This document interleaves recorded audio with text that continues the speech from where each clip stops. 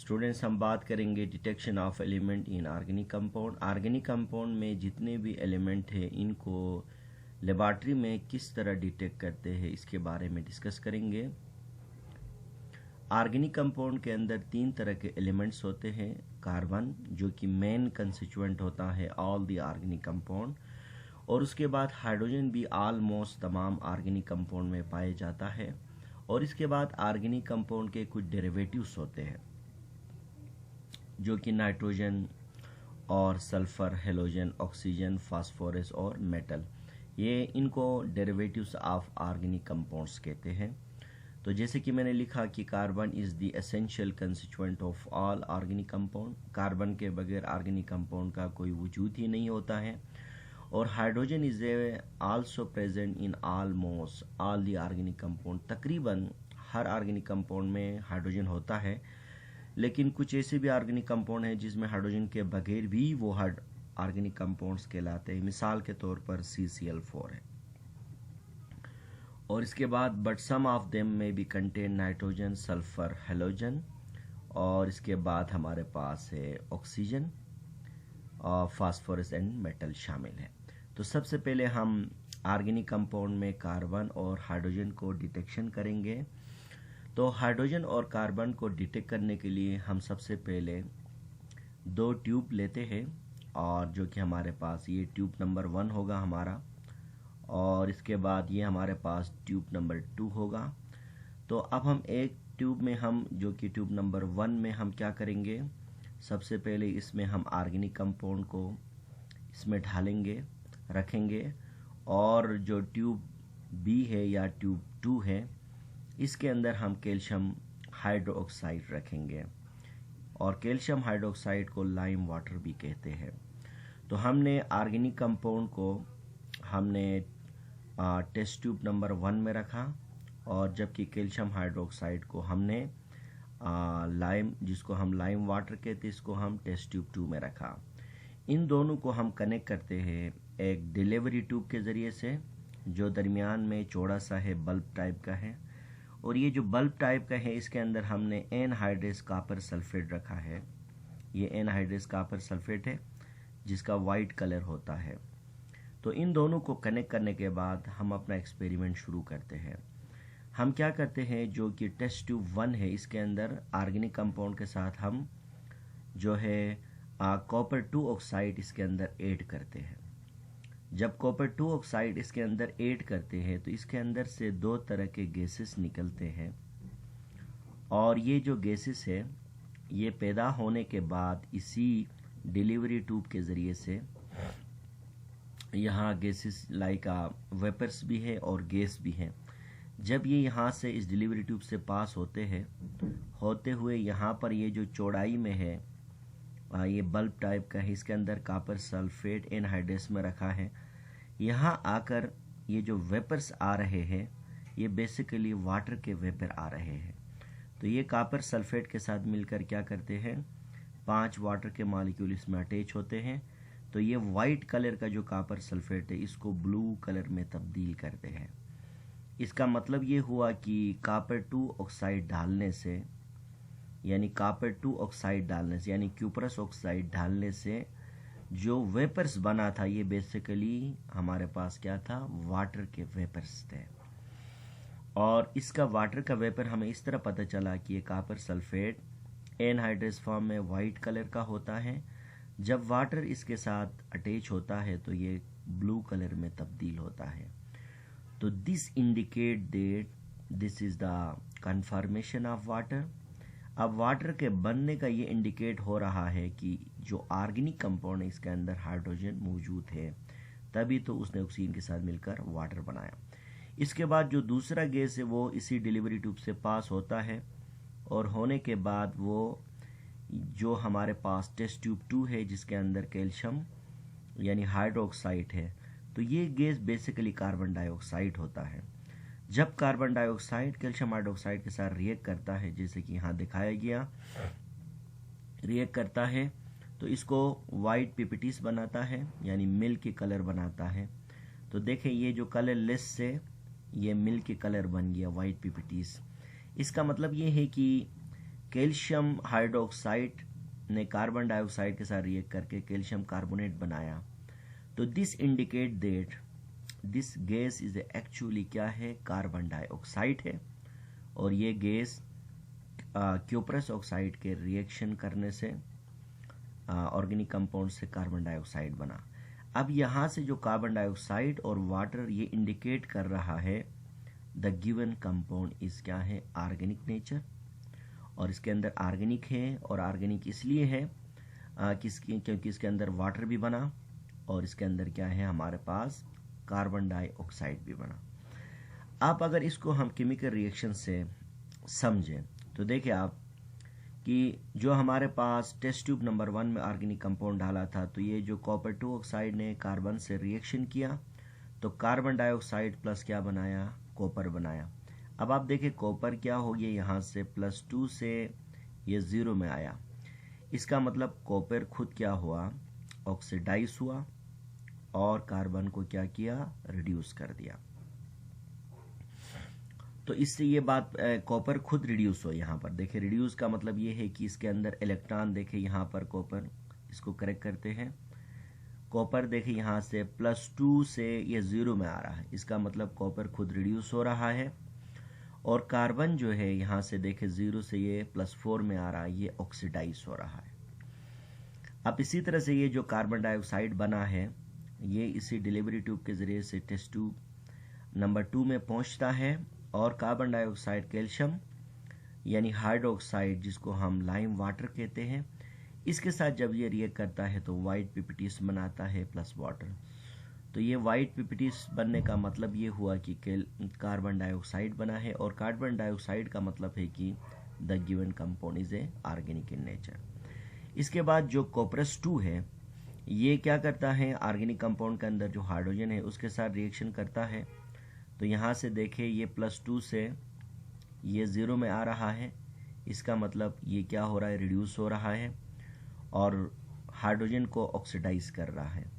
यहाँ से वाटर बना। अब इस वाटर की कन्फर्मेशन हमने इसी डिलीवरी ट्यूब के बीच में एक चौड़ा सा बल्ब लाइव का स्ट्रक्चर बनाया, ट्यूब को ऐसा ट्यूब लिया। अब ये वाटर इसके साथ रिएक्ट करके क्या किया, देखिए ये ब्लू कलर में तब्दील हुआ। अब आप देखिए कि हमारे पास यानी ये जो कॉपर सल्फेट जो है ये एनहाइड्रस फॉर्म में वाइट कलर का होता है, जब वाटर अटैच होता है तो ये क्या होता है, ब्लू कलर में तब्दील होता है। तो ये पूरा टेस्ट ने हमें ये करके दिखा दिया कि द गिवन कंपाउंड इस क्या है, ऑर्गेनिक नेचर का है जिसमें कार्बन और हाइड्रोजन मौजूद है। इसके बाद मैंने पहले भी बात की थी कि ऑर्गेनिक कंपाउंड के अंदर इसके डेरिवेटिव्स भी होते हैं, और डेरिवेटिव्स को टेस्ट करने के लिए हमारे पास एक स्पेशल मेथड है, जैसे कि मैंने हेडिंग लगाया कि detection of nitrogen sulphur and halogen. ये नाइट्रोजन सल्फर हेलोजन ये बेसिकली ऑर्गेनिक कंपाउंड के अंदर मौजूद होते हैं, और इसको टेस्ट करने के लिए हम क्या करते हैं, हम एक स्पेशल सॉल्यूशन बनाते हैं, और उस स्पेशल सॉल्यूशन का नाम है सोडियम एक्सट्रैक्ट कहते हैं। और इसके लिए जो हम सॉल्यूशन बनाते हैं ये बेसिकली सोडियम, इसको एक्सट्रैक्ट कहते हैं, और इसका एक और भी नाम होता है, इसको लेजाइन सॉल्यूशन भी कहा जाता है, इसको लेजाइन सॉल्यूशन भी कहा जाता है। तो अब आप देखिए कि सबसे पहले हमें नाइट्रोजन सल्फर और हेलोजन को डिटेक्ट करने के लिए हम लेजाइन सॉल्यूशन बनाएंगे। लेजाइन सॉल्यूशन कैसे बनाते हैं, एक टेस्ट ट्यूब लेते हैं, और ये टेस्ट ट्यूब नहीं कहेंगे, इसको हम फ्यूजन ट्यूब कहते हैं। एक फ्यूजन ट्यूब लेते हैं और उस फ्यूजन ट्यूब के अंदर हम क्या करते हैं, सोडियम का मेटल कुछ स्मॉल पीसेस में इसमें डालते हैं, और सोडियम का मेटल इसमें डालते हैं, और उसके बाद इस फ्यूजन ट्यूब को हीट अप करते हैं। तो ये सोडियम का मेटल पिघल जाता है और मोल्टन फॉर्म में आता है, इसको फ्यूज सोडियम कहते हैं। फिर दूसरे स्टेप में क्या करते हैं, इस सोडियम जो मोल्टन फॉर्म में आए इसके अंदर हम ऑर्गेनिक कंपाउंड ऐड करते हैं, और फिर इसको हम मज़ीद हीट करते हैं, इतना हीट करते हैं कि ये टेस्ट ट्यूब का किनारा बिल्कुल हॉट रेड हो जाता है। और इसी तरह से जब हमने सोडियम और ऑर्गेनिक कंपाउंड को मिलाकर हीट अप कर दिया तो यहाँ पर फ्यूज फॉर्म ऑफ सोडियम और हमारे पास ऑर्गेनिक कंपाउंड तैयार हुआ। अब सवाल ये कि लेजाइन सोल्यूशन बनाने का मकसद क्या है। इसका मकसद बेसिकली ये होता है कि जो ऑर्गेनिक कंपाउंड के अंदर जो नाइट्रोजन, सल्फर और हेलोजन होता है, ये बेसिकली ऑर्गेनिक कंपाउंड के अंदर कोवलेंट बॉन्डेड होते हैं। तो सोडियम के ज़रिए से हम क्या करते हैं, इनको हम आयनिक कंपाउंड में तब्दील करते हैं। तो जैसे कि ये स्टेप नंबर 1, स्टेप नंबर 2 और स्टेप नंबर 3 तक पहुंचाने तक हमने मकसद ये था कि जो डेरिवेटिव्स थे यानी नाइट्रोजन, सल्फर, हेलोजन, इनको बेसिकली कोवलेंट फॉर्म में थे, इनको आयनिक फॉर्म में तब्दील करने के लिए। अब इस चीज़ को मैंने देखिए इस रिएक्शन में दिखाया हूँ। देखिए सोडियम जब हम ऑर्गेनिक कंपाउंड के साथ मिलाते हैं तो ये बेसिकली ये जो सोडियम है ये नाइट्रोजन के साथ डायरेक्ट रिएक्ट नहीं करता है, क्योंकि सोडियम और नाइट्रोजन की रिएक्टिविटी ये energetically they are not feasible. इसलिए कार्बन के साथ मिलाकर सोडियम नाइट्रोजन और कार्बन के साथ रिएक्ट करता है तो क्या बनाएगा, सोडियम साइनेट बनाएगा। फिर जो सल्फर है एक्सट्रैक्शन, ये जो एक्सट्रैक्ट बना है, अब सोडियम सल्फर के साथ रिएक्ट करेगा तो सोडियम सल्फाइड बनाएगा, हेलोजन के साथ करेगा तो सोडियम हैलाइड बनाएगा। यहाँ तक बात हो गई।